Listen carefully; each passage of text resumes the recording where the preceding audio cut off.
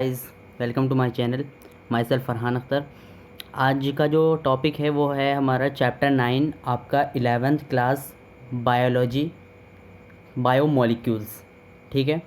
इस चैप्टर में हमको क्या क्या पढ़ना है, सबसे पहले हम आपके सामने ये डिस्कस करेंगे कि हमको क्या क्या पढ़ना है। तो हमको सबसे पहले जो है इसमें पढ़ना है how to analyse chemical composition. Chemical composition को हम किस तरीके से जो है एनालाइज कर सकते हैं, पहले हमको ये पढ़ना है।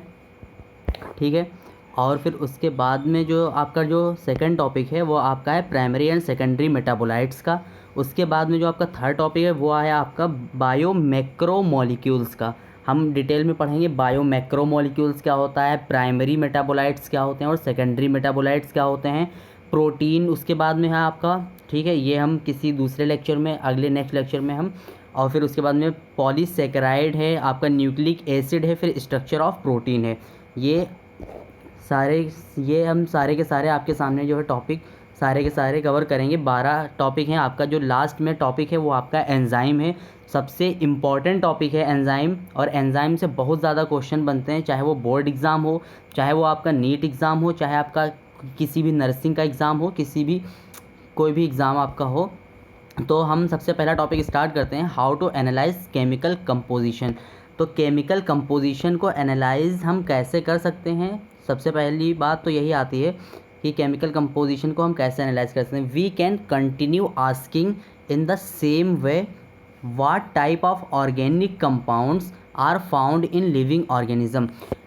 लिविंग ऑर्गेनिज्म में किस तरीके के ऑर्गेनिक कंपाउंड्स पाए जाते हैं, हम लोग ये जो है सोचते हैं कि क्या इससे पहले जो है बात आती है कि क्या लिविंग और नॉन लिविंग में सेम तरीके के कंपाउंड्स पाए जाते हैं, और अगर सेम तरीके के कंपाउंड्स पाए जाते हैं तो ऑर्गेनिक कंपाउंड लिविंग में किस तरीके के पाए जाते हैं। How does one go about finding answer, इसका जो है हम आंसर हमको मिल जाएगा। To get an answer one has perform chemical analysis. इसके लिए हम क्या करते हैं, हमको जो है परफॉर्म करनी पड़ती है केमिकल एनालिसिस, जो है हमको परफॉर्म करनी पड़ती है। यह केमिकल एनालिसिस के द्वारा हम इसको देखते हैं। Chemical analysis, we can take any tissue.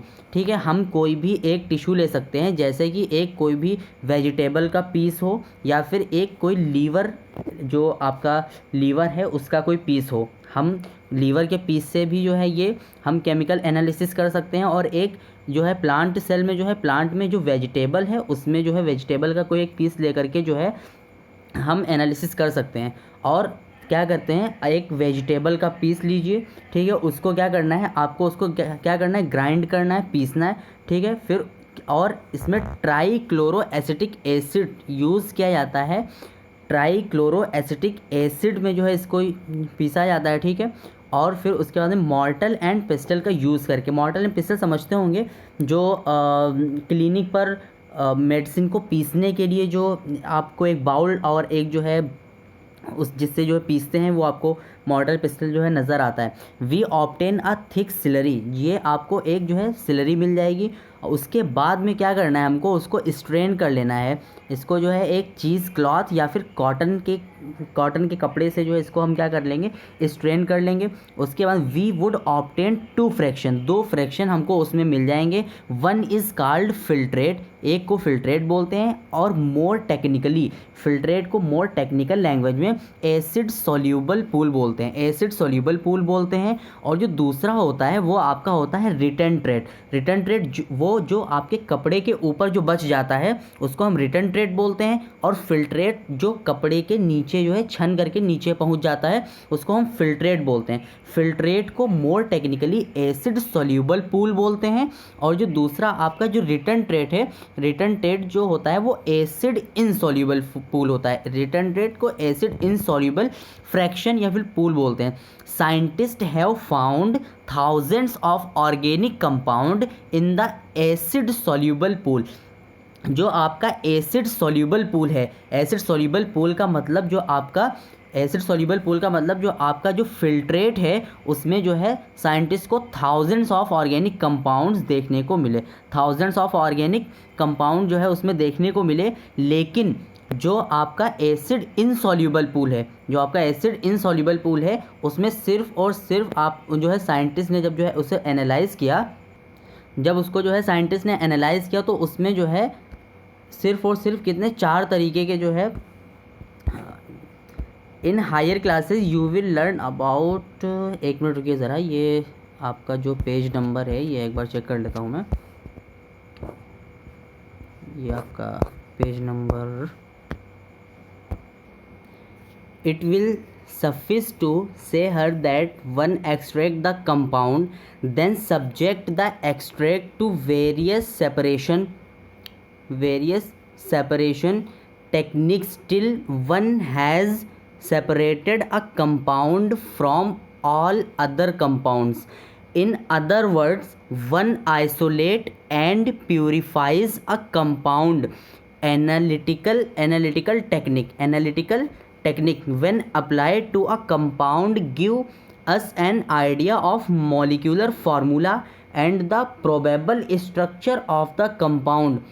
All carbon compounds that we get from living tissue can be called biomolecules. Biomolecules की जो डिफिनीशन है वो आपकी है, all the carbon compounds that we get from living tissue can be called biomolecules. However, living organism have also got inorganic elements. जो living organism होता है उसमें आपको इनऑर्गेनिक एलिमेंट्स भी जो है देखने को मिलते हैं एंड कंपाउंड्स भी देखने को मिलते हैं in them. How do know this? अब हम इसको कैसे जो है पता लगा सकते हैं कि इसमें इनऑर्गेनिक में जो है कौन कौन से जो है हमको कंपाउंड वगैरह देखने को मिलेंगे. तो देखते हैं a slightly different but destructive analysis. इसके लिए हम लोग डिस्ट्रक्टिव एक्सपेरिमेंट करते हैं. Has to be done 1 weight of a small amount of living tissue. Small amount of living tissue वही आप जो है एक लीफ ले सकते हैं, लीफ एक ले सकते हैं, या फिर आप एक लीवर का पीस छोटा सा ले सकते हैं जिसको हम बोलते हैं वेट वेट. वेट वेट मतलब ये उसका जो है गीला हुआ, मतलब जो वाटर के साथ में जो उसका जो वेट होता है उसी को हम लोग बोलते हैं wet weight. And dry it, इसको जो है हम क्या करेंगे ड्राई कर लेंगे, सुखा लेंगे. ऑल द वाटर इवेपोरेट, जितना भी उसमें वाटर होगा वो इवेपोरेट हो जाएगा, ठीक है, भाप के फॉर्म में वो निकल जाएगा. The remaining material gives dry weight. जो बचा हुआ उसका पार्ट होगा वो आपका होगा ड्राई वेट. नाउ अब if the tissue is fully burn, अब उस सूखे हुए टिश्यू को हम पूरी तरीके से बर्न कर दें, जला दें, तो all carbon compounds are oxidised to gaseous form CO2 and water vapour and are removed.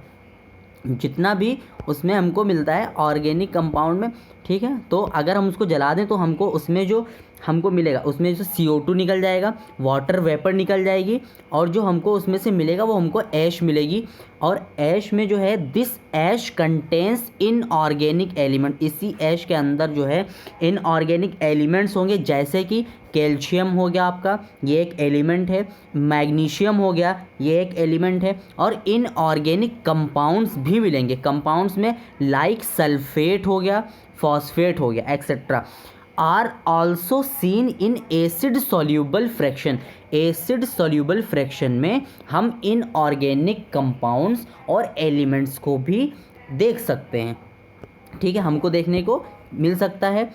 अब जो है हम बात करते हैं देयर फॉर एलिमेंटल एनालिसिस. जो हमने पहले एलिमेंटल एनालिसिस जो हमने की, gives elemental composition of living tissue in the form of hydrogen, oxygen, chlorine, carbon. Hydrogen, oxygen, chlorine, carbon के फॉर्म में हमको कंपोजिशन, एलिमेंटल कंपोजिशन मिलता है. Well analysis for compounds give an idea of a kind of organic and inorganic constituent. Table 9.1 and table 9.2 में जो है हमको दे रखा है. तो हम टेबल 9.1 में पहले देखते हैं क्या, ऑर्गेनिक को. टेबल 9.1 ये आपका जो है कंपोजिशन ऑफ एलिमेंटल का, ये आपका जो है क्या है composition of elemental present in non living and living matter.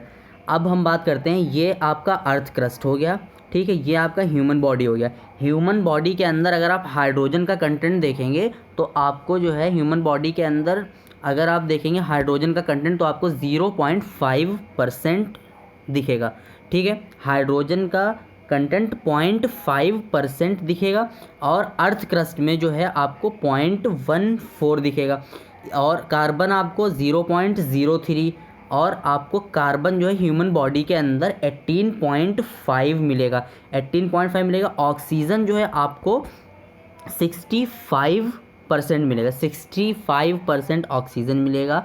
Nitrogen जो है आपका अर्थ क्रस्ट में वेरी लिटिल होगा, ये आपको टेबल याद कर लेनी है, ठीक है। नाइट्रोजन आपका जो होगा वो अर्थ क्रस्ट में वेरी लिटिल होगा और ये जो ह्यूमन बॉडी में ये 3.3 होगा और जो है ह्यूमन बॉडी के अंदर सिलिकन जो है वो आपका नेग्लिजिबल होगा और सिलिकन इसमें जो है अर्थ क्रस्ट में 27.7% पाया जाता है और आपका जो सल्फ़र है वो 0.03% है और जो है ह्यूमन बॉडी के अंदर जो सल्फ़र है वो आपका 0.3% है। ये आप जो है याद कर लीजिएगा। इसके लिए जो है आप एक निमोनिक बना सकते हैं, ओशियन का है सनम, ये ह्यूमन बॉडी के लिए है। अब यहाँ पर लिखते हुए नहीं बन रहा है वरना हम आपको लिख करके दे देते।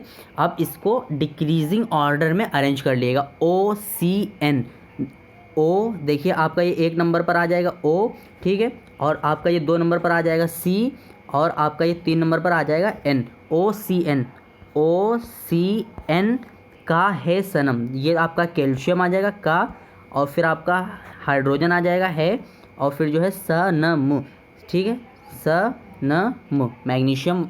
आप उसको अपना डिक्रीजिंग ऑर्डर में अरेंज कर लीजिएगा, ठीक है। उसके बाद अगर हम बात करते हैं, ये आपका जो सेकंड टेबल है तो इसमें आपको दिया गया है representative inorganic constituent of living tissue. Living tissue का आपको इनऑर्गेनिक कॉन्स्टिट्यूएंट दिया गया है। अब अगर हम लिविंग टिश्यू के इनऑर्गेनिक की बात करें तो ये आपका फॉर्मूला सोडियम पाया जाता है, ठीक है, potassium, calcium, magnesium, water, NaCl, calcium carbonate वगैरह जो है आपका मिल जाएगा। ये आपकी NCERT की टेबल हैं, आप इनको जो है याद करिएगा। ये आपका फॉस्फेट सल्फेट आपका जो है दे रहा है इधर, ठीक है, ये आपको याद करना पड़ेगा और ये हर हाल में आपको याद करना ही पड़ेगा क्योंकि क्वेश्चन यहाँ से कभी भी कोई भी एग्ज़ाम पूछ सकता है।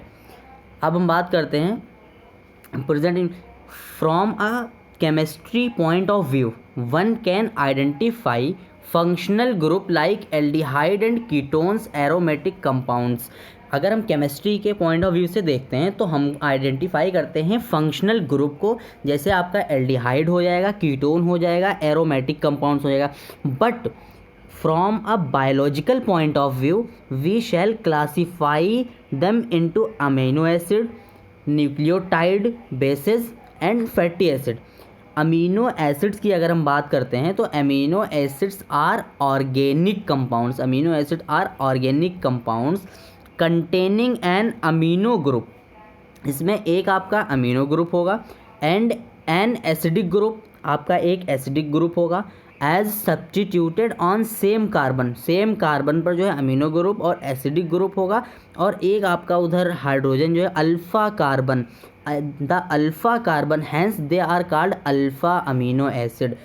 अल्फ़ा कार्बन के ऊपर आपका अमीनो ग्रुप होगा, ठीक है, एसिडिक ग्रुप होगा और आपका एक हाइड्रोजन और उसके ऊपर एक substituent that is R group लगा होगा, आर ग्रुप लगा होगा। आपको हम फिगर दिखाते हैं अमीनो एसिड का, अमीनो एसिड का ये आपका जो आपको फिगर नज़र आ रहा है, ये आपका जो है एक, ये आपकी एक सिंपलेस्ट अमीनो एसिड है जिसको हम ग्लाइसिन बोलते हैं, ठीक है। ये आपका जो कार्बन है ये आपको इस पर ये अमीनो ग्रुप नज़र आ रहा है, ये आपको एसिडिक ग्रुप नज़र आ रहा है और एक ये आपका हाइड्रोजन होगा इधर जो कार्बन की वैलेंसी को सेटिस्फाई करता है और ये जो आपका H ग्रुप है, यहाँ H की जगह पर R ग्रुप होगा जो कि क्या, R जो है तुम्हारा कार्बन की चैन को रिप्रेजेंट करता है, ठीक है। R मतलब कुछ भी हो सकता है, मीथेन हो सकता है और मिथाइल अल्कोहल हो सकता है, कुछ भी। अगर यहाँ पे मीथेन लगा हुआ है तो आपकी ये जो अमीनो एसिड है ये आपकी एलेनिन हो जाएगी, CH2OH लगा हुआ है तो आपकी ये अमीनो एसिड सेरीन हो जाएगी, ठीक है।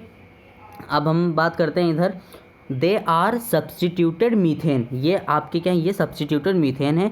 There are 4 substituent group occupy 4 valency position, इसके पास 4 सब्स्टिट्यूएंट ग्रुप होते हैं जो कि ऑक्युपाई करते हैं 4 वैलेंसी पोजीशन को। These are hydrogen, carboxylic acid, amino acid and a variable group. एक आपका वेरिएबल ग्रुप होगा जिसको हम डिज़ाइन करते हैं आर ग्रुप बोलते हैं। Based on nature of R group, R group के नेचर के बेसिस पर हम इनको कई तरीके की अमीनो एसिड में जो है हम इनको क्या कर सकते हैं, डिवाइड कर सकते हैं। Many amino acids however those which occur in proteins are only of 20 occur in proteins are only of 20 amino acid, जिनमें प्रोटीन वाली जो अमीनो एसिड होती हैं वो सिर्फ और सिर्फ कितनी होती हैं, वो आपकी जो है कितनी होती हैं, 20 अमीनो एसिड होती है, 20 अमीनो एसिड होती हैं जो प्रोटीन टाइप की पाई जाती हैं। One type the R group in these proteinaceous amino acid, ये जो प्रोटीनेशियस आपकी अमीनो एसिड हैं इनमें जो है क्या होता है, आर ग्रुप जो होता है कुड बी अ हाइड्रोजन हो सकता है। The amino acid is called glycine, अभी हमने आपको उधर एग्जांपल दिखाया जिसको जो है जिसमें अगर हाइड्रोजन अगर है तो हम ग्लाइसिन उसको बोलते हैं। अगर एक मिथाइल ग्रुप है तो उस अमीनो एसिड को हम एलेनिन बोलते हैं, और अगर एक हाइड्रोक्सिल मिथाइल ग्रुप है तो उसको हम सेरीन बोलते हैं। 3 of the 21 are shown in 9.1, हमने आपको भी फिगर अब दिखा चुके हैं, ठीक है। The chemical and physical properties of amino acids are essentially of the amino carboxyl and R functional group, amino carboxyl and R functional group based on number of amino and carboxylic, based on number of amino group and carboxylic group. There are acidic glutamic acid, acidic वो amino acid है जिसमें carboxylic acid group जो है ज़्यादा हो, उसको हम acidic amino acid बोलते हैं। जैसे आपकी ग्लूटामिक एसिड आ जाएगी, और बेसिक अमीनो एसिड में जैसे आपकी लाइसिन आ जाएगी, न्यूट्रल अमीनो एसिड में जैसे आपकी वैलिन आ जाएगी। Amino acids similarly there are aromatic amino acid, aromatic amino acid में आपके एग्जाम्पल आ जाएंगे टायरोसिन, फिनाइल एलेनिन और ट्रिप्टोफैन, ये आपके एरोमेटिक अमीनो एसिड हैं। अब particularly property of amino acids in is the ionizable nature, जो आपकी प्रॉपर्टी होती है अमीनो एसिड्स की वो आयोनाइजेबल नेचर की होती है। जैसे एक आपका अमीन ग्रुप और एक आपका जो है COOH, मतलब जो है आपका एसिड ग्रुप जो है लगा होता है। Hence in solution of different pHs, अलग अलग pH के सॉल्यूशन में the structure of amino acid, जो अमीनो एसिड का स्ट्रक्चर होता है वो चेंज हो जाता है, जिसको जो है हम क्या बोलते हैं, अमीनो एसिड का जो स्ट्रक्चर होता है वो चेंज हो जाता है, हम उसी को जो है हम ज़्विटर आयनिक फॉर्म बोलते हैं। जैसे आपका ये इधर आप जो स्ट्रक्चर देख रहे हैं ये आपका जो ज़्विटर आयनिक फॉर्म है, ये आपका अमीनो ग्रुप है, और ये आपका जो है ये आपका एसिडिक ग्रुप है। तो इसके ऊपर एक पर प्लस एक पर माइनस, मतलब ये ज़्विटर आयन का फॉर्मेशन हो गया, ठीक है। अब इस वीडियो में हम आपको यहीं तक बताएंगे, और इसके आगे जो है हम आपको जो है नेक्स्ट वीडियो में जो है बताएंगे।